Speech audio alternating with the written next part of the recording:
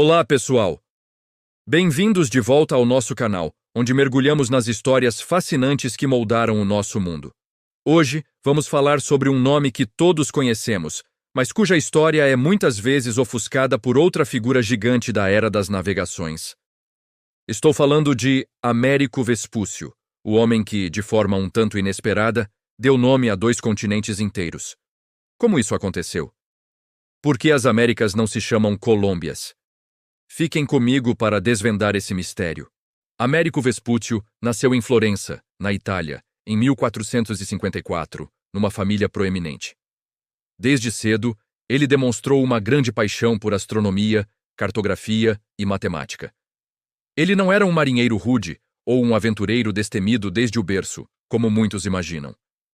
Pelo contrário, Vespúcio era um estudioso, um homem de negócios e um intelectual. Sua carreira começou no poderoso banco da família Médici, o que o levou a se mudar para Sevilha, na Espanha, em 1492. E que ano para estar em Sevilha, não é mesmo? A cidade era o epicentro da exploração marítima, fervilhando com as notícias das viagens de um certo genovês chamado Cristóvão Colombo. Foi nesse ambiente de euforia e descobertas que a vida de Vespúcio mudou para sempre.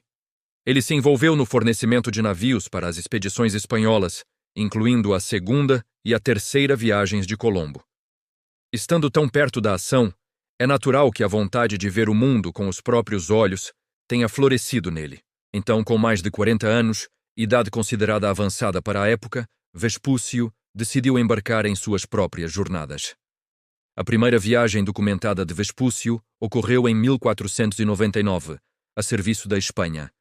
Ele se juntou a uma expedição comandada por Alonso de Ojeda.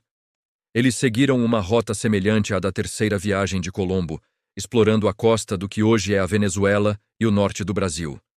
Foi durante essa viagem que ele fez observações cruciais. Usando seus conhecimentos de astronomia, ele desenvolveu um método para calcular a longitude com mais precisão, observando a conjunção da Lua com Marte. Era uma técnica complexa, mas mostrava sua mente analítica. Ele navegou por rios imensos, como o Amazonas, e ficou maravilhado com a fauna, a flora e os povos que encontrou. Mas a grande virada de chave, o momento que mudaria a história para sempre, ainda estava por vir. Colombo, até a sua morte, acreditava firmemente que havia chegado às Índias, ao extremo leste da Ásia. Ele chamou os nativos de índios por causa dessa convicção. Vespúcio, no entanto, começou a duvidar. As descrições dos exploradores asiáticos, como Marco Polo, não batiam com o que ele estava vendo. A costa parecia se estender muito mais para o sul do que qualquer mapa da Ásia indicava.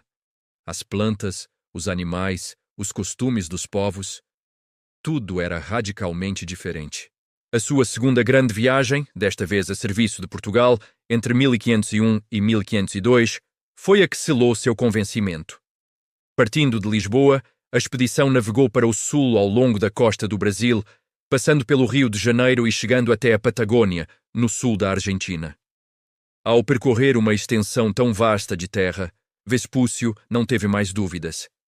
Aquilo não era uma ilha, nem um arquipélago perto da Ásia. Era uma massa de terra continental gigantesca e completamente desconhecida pelos europeus. Ao retornar à Europa, Vespúcio fez algo que Colombo nunca fez de forma tão assertiva. Ele escreveu. Ele redigiu cartas detalhadas e vívidas sobre suas viagens, descrevendo o que havia visto.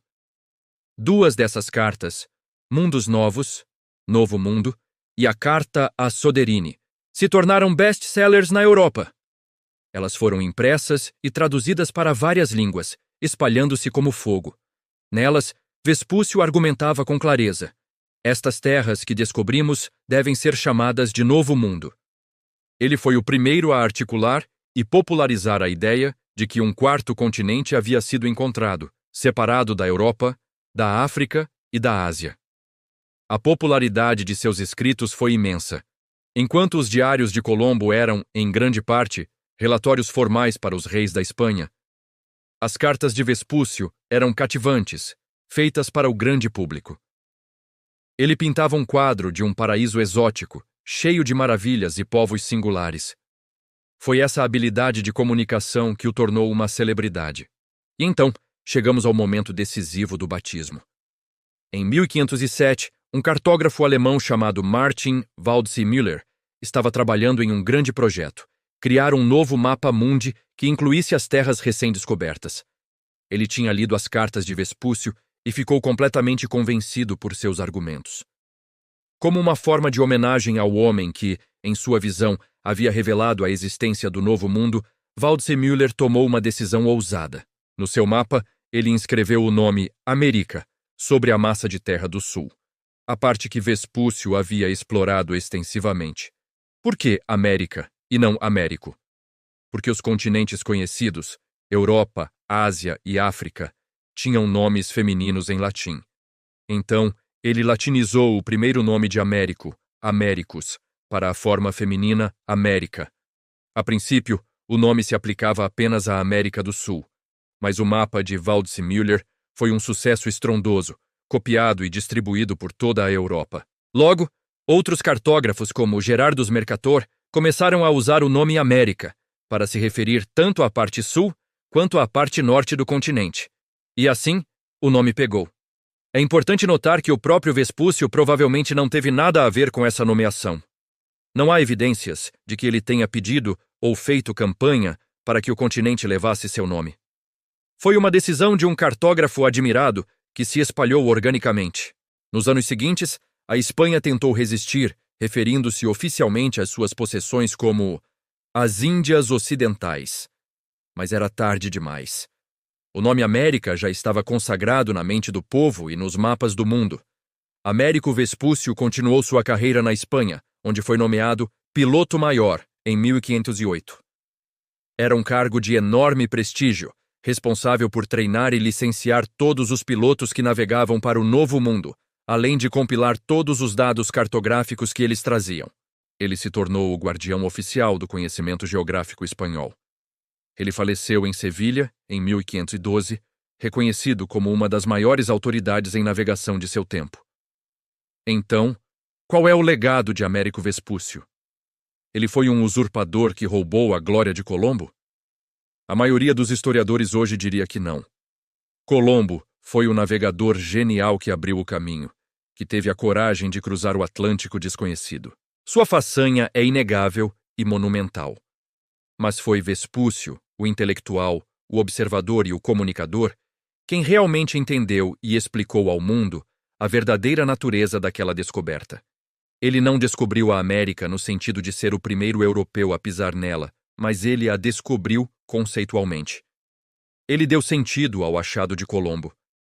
A história de Américo Vespúcio nos ensina que a descoberta não é apenas sobre chegar a um lugar novo.